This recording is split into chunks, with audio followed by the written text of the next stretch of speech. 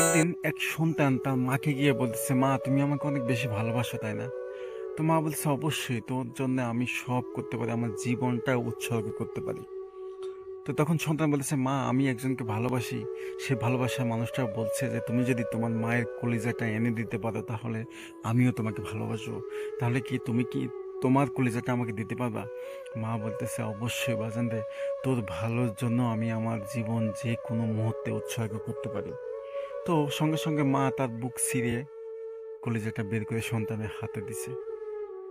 তো সন্তান কলিজাটা হাতে পেয়ে অনেক খুশি, কলিজাটা নিয়ে দৌড় পাড়তেছে।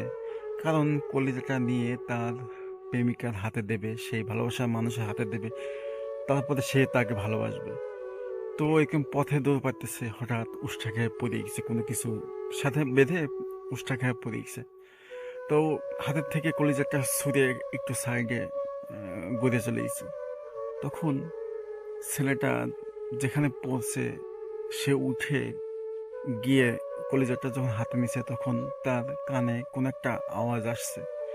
তখন ছেলেটা সেই কলিজাটা কানের কাছে নিয়ে